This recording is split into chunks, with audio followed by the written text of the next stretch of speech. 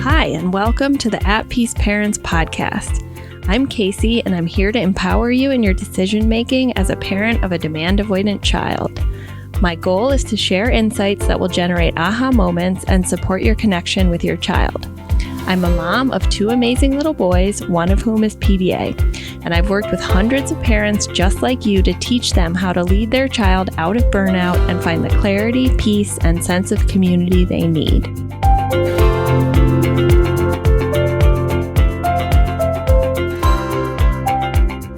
What is the difference between setting boundaries and having strict rules when you are parenting a PDA child or teen? So today, for our Coffee with Casey, I want to talk about the fourth installment of the difference between parenting and caregiving for a PDA child or teen and gentle parenting. And this is the topic of boundaries versus rules. So I'm going to start with logic so that can help you clarify your thinking conceptually. Then we're going to talk about misconceptions around boundaries in the low demand or parenting a PDA child space. And then we're going to talk about the differences with examples from our recent trip with the kids to Chicago about rules and boundaries. Okay, so I hope this is clarifying for your thinking and decision making as a parent of a PDA child or teen and or a neurodivergent child, because I think a lot of these apply regardless. So, what's the difference between rules and boundaries? Okay, so in a lot of the gentle parenting spaces, we see even though we're being gentle and flexible, we need to have firm boundaries, right? We need to be in a position of authority to create a sense of safety, and we need to be consistent with those boundaries. But often there is a conflation, meaning we're using two terms as if they're the same, even though they're not. There's a conflation between boundaries and rules, okay? So rules are when we have a set or defined rule that is maintained through rewards and sanctions. It is static and unmoving, and it is based more on the parent, teacher, or therapist trying to control the behavior of the child or teen, rather than a boundary which can be flexible, fluctuating, based on underlying values and not stated, and is based more on what the parent, teacher, therapist does in response. Okay? So this is the way I conceptualize it. Rules are more about us trying to control another, and boundaries are more focused on what we do in response to a situation, which is our real agency, right? Ultimately, the only thing that we can control is ourselves. My belief is that we can never actually truly, over the long term, control another human being, whether they are our child or not. Okay? So, Casey, this is like esoteric. What are you talking about? Let's do some examples, and let's talk about the examples that are most often asked about. So when we're talking about boundaries, the three things that parents ask me about the most are screens, siblings, and school. Okay, so we don't have time to go through all of these, but I'm going to just give you an example of screen times and siblings through these two different lenses. Okay, so if we're talking about rules, we would have screen time limits like the following. We allow 1 hour of screens every day on the weekdays, and then we allow 2 hours on the weekends, okay? And if the child tries to do more than that, there is a consequence or a punishment. It might be like, okay, then it's reduced the next day. Okay, or you lose your screen time over the weekend, right? Because they're not complying with the rule and they're not turning it off after an hour, or they're behaving in a way where the transition is difficult. And so in response, we have a sanction. Okay, so this is a rule that is static. It's always the same and needs to be followed by the child. Okay, and if it is followed, it's rewarded either in a small way, like good job, you did a great job, or oh, you can get an extra half hour this weekend because you did that. Whereas boundaries are not necessarily stated, but they might have the same goal as the rule, right? For example, parents want to do 1 hour of screen time a day, and 2 hours on the weekend, because their underlying desire, which is a good one, is to prevent their child from sensory dysregulation, which they observe has happened because of too much screen time. Okay? But with a boundary, instead of stating it's an hour and you must comply with that, it might be we're going underneath and looking at the actual goal, which is, I want to make sure my kid is not having too much screen time because that can cause sensory dysregulation. So what I have to do as a parent is I have to observe what's actually going on. And some days it might be that 2 hours is fine, and another day it might be like, 30 minutes and they're starting to get agitated. Okay, so then the boundary becomes what we do in response. Okay, so I hope this is making sense so far. Feel free to drop a little heart if it's making sense to you. Okay, so what might our boundary be? What we do in response? We might turn off the Wi-Fi. Well, we might start with, if we have a trusting relationship and our kid's not in burnout and we've been working through this lens for a long time, like in my home, I might just say, like, I'm noticing that you're really having a hard time. Like, I was thinking of going and jumping on the trampoline, right? So I'm using declarative language, I'm offering another opportunity for sensory regulation and connection, and so I'm not asking him to get off a screen without another regulating scenario on the other side. Okay, but I do have the monitoring of, like, is he getting dysregulated because of the screen? And because I have a trusting relationship, I don't necessarily have to set a boundary, but if I did, it would be what I have control over in response, not punishing or sanctioning him because he didn't get off. Okay, so that's the different logic. Why does this matter? It matters because of the neuroception, which is the subconscious pre-perceptual sense of threat of our PDA kids.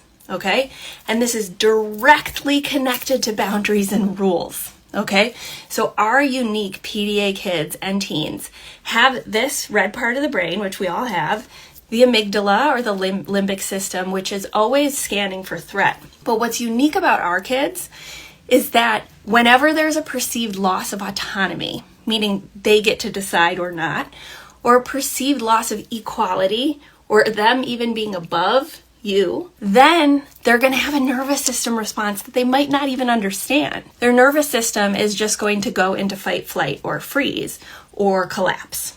Okay? And so rules inherently cause more nervous system activation for our kids than boundaries, because boundaries allow us flexibility in the moment. Okay?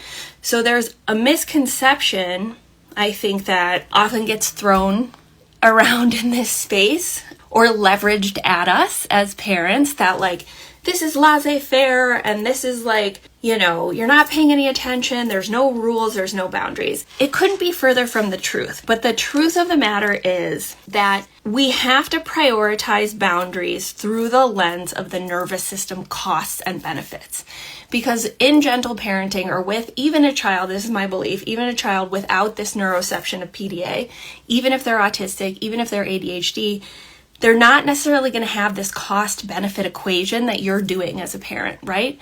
So anytime you do set a boundary, there will be nervous system activation and a trust cost. That is simply the way that the nervous system disability works. So especially if you're in the beginning of this, in the beginning of the new lens and reestablishing trust, you're going to have to dramatically reimagine and prioritize boundaries differently, because the cost of setting boundaries is cumulative. So the cost of, telling your child, like, I'm going to turn off the Wi-Fi, it may be necessary, but when you do, there will be a cost to the nervous system, and it builds to the point where if we're not accommodating and bringing that cumulative nervous system activation down, they could move into this place of, like, where you see the violence, where you see the equalizing or shutdown or burnout. Okay, we have to start thinking that the boundaries we set have a cost that may, over the long term, impact our relationship, their ability to access their basic needs, right?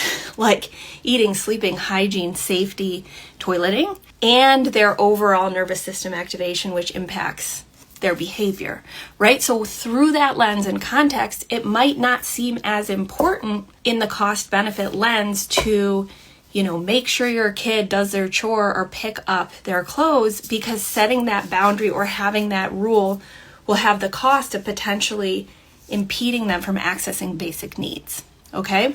So let me give you another example. So in our home, we don't have hard and fast rules. And believe me, I've tried this. Like, I remember when my kid was like 4 and 5, and we would have sit down times where we would outline the rules, and my son would just be equalizing up a storm, growling, climbing on the back of couches. There was no ability to even communicate it, and any rule we set, it was a fixation on not doing that, because that's how the neuroception works, okay?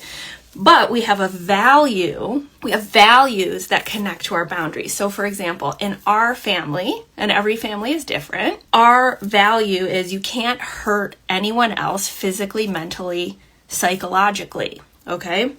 So that's different than saying the rule is you can't push your brother, okay? So we don't have a stated rule, if you push your brother, then you lose screen time, or if you push your brother, then you have to go to your room, right? That's a rule orientation, but we have the value of you can't hurt your brother, right? And that is a cultural thing in our home, and it's flexible. So sometimes, there's a little pushing back and forth, and we don't say anything, right? And sometimes we do. It depends on the context, right? Whereas a rule, you have the pressure as a parent of oh, there was a push, now I need to do something, right? So let me give you an example from our trip to Chicago. Often, when we see a little bit of pushing, we're observing the facial expressions of my younger son. Is there activation for him? Is he perceiving danger? Is this traumatic for him? Or is this just a little bit of roughhousing between the kids and they're getting their sensory needs met? It depends, right? So we don't have that hard and fast rule, but when we went to Chicago, they're not used to being in a city, and we had to be more hyper vigilant and enforce more boundaries because it's a much more dangerous scenario, right? In my small town in Michigan, if they run out into the street, there's not that many cars. Whereas if you're in downtown Chicago, it's very dangerous, right? Or pushing your brother on the elevated train platform, right? So that started to happen on one of the days where, they were pushing in a way that they might in our small town or in our home, in a way that we can allow them to push the boundaries a little bit while observing their, are they safe and social? Do we need to intervene? But this is a different context. So what was our boundary? We're walking off the train platform and we're going home. Not as a punishment, but just our boundary is we can't manage this safely. And so we walked down the train platform. We didn't try and teach them in the moment or correct them because they were activated. We didn't, make them feel bad or punish them and say okay, tomorrow we're not going to the shed aquarium because you're pushing on the platform. We simply set the boundary of our bodies can't be safe, so mommy and daddy are going to take us home, right? And yes, that was activating. And yes, it was frustrating as parents, but it wasn't safe, okay? So our boundary was it's not safe, so we remove ourselves from the situation. Okay, so another example from our Chicago trip, and I think this is a good illustrative example of how rules and boundaries are different, because it demonstrates how rules are static and boundaries can fluctuate depending on what you observe about your child's cumulative nervous system activation and how close they are to their threshold before they tip over into true dangerous behavior or reducing eating. So in our family, and what I teach in the Paradigm Shift program and also in the Progress with PDA workshop, is how to track indicators over time so that we can start to sense do we need to lower boundaries and demands, or can we enforce more boundaries and demands depending on how close our kids are to their threshold or near burnout? Okay, so we measure 3 things: access to basic needs, connection, and cumulative nervous system activation. And I actually teach how to track these indicators, But in our family, I'm looking at the amount of equalizing behavior against the brother. I'm noticing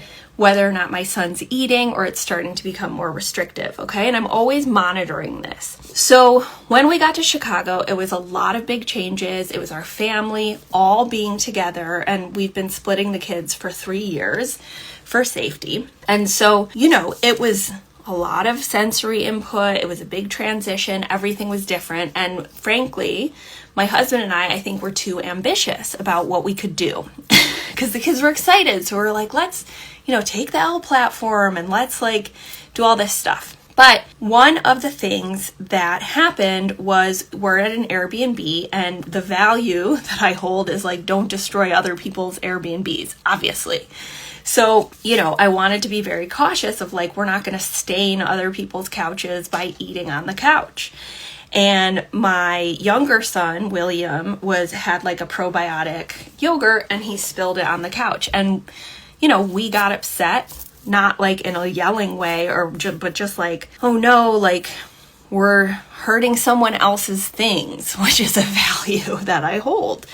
So my husband was frustrated, and he was like, okay, no eating on the couch, right? That's a rule. What happened? Lots of activation, which wasn't necessarily something that was bad, right? Where my son is in his cumulative nervous system activation. It's something we expect and can tolerate of okay, we said that, it activated him.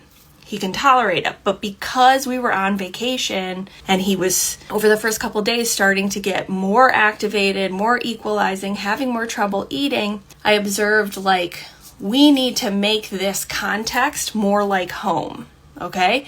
And what does that mean? We allow them to eat on the couch. So instead of adhering to the rule that my husband had set the day before, which is the mindset of you in gentle parenting, you can't go back on a rule, even if it's a kind rule. It has to be firm, because if you go back on the rule, it's not going to create a sense of safety or who's in authority. But this is a different logic that we're working with boundaries. So instead of saying, well, now we said the rule, we have to double down on it, I saw it as an opportunity to think about problem solving. Okay, what do we actually want? What we actually want is for this person's couch not to get dirty. Okay, we could try and make that happen with a rule, but it's not going to work well with our kids. Or we could problem solve. So what did we do? We took all the blankets that we brought in our van and we put them all over the couch to make sure that nothing got spilled, right? So we retracted the rule based on what we were observing and allowed it to fluctuate. And yes, your conditioning around parenting and teaching and therapy is going to be well, you can't go back on a rule because that totally confuses the kid. It makes it seem like you don't have you don't know what you're talking about. You're not in control. You're not a safe person. But this is a different logic. Okay, this is a different logic that we're all working through with these unique kids. Okay, so this is my belief. Rewards and sanctions and compliance-oriented ways of being with PDA autistic children and teens will never work. What do I mean by that? They might work in the short term, right? They might do the thing. They might follow the rules. In fact, they might be very compliant. However, if they're truly a PDA child or teen, they are internalizing the threat response that their neuroception is perceiving. Okay, so even if the outward behavior is compliant and they're doing the thing, if they truly have a PDA brain and nervous system, it is accumulating in their nervous system, and you will start to see it impact their basic needs, and they may move into burnout. And I know that's hard to hear, but I've worked with hundreds of families, and many of them have internalized PDAers who hit a wall, who were super compliant, perfect kid. And obviously they saw some things like generalized anxiety. Maybe there was an eating disorder. Maybe there were some OCD tendencies, but they were responded to with behavioral approaches or compliance-oriented approaches. And then they hit a wall and it's severe burnout. Okay.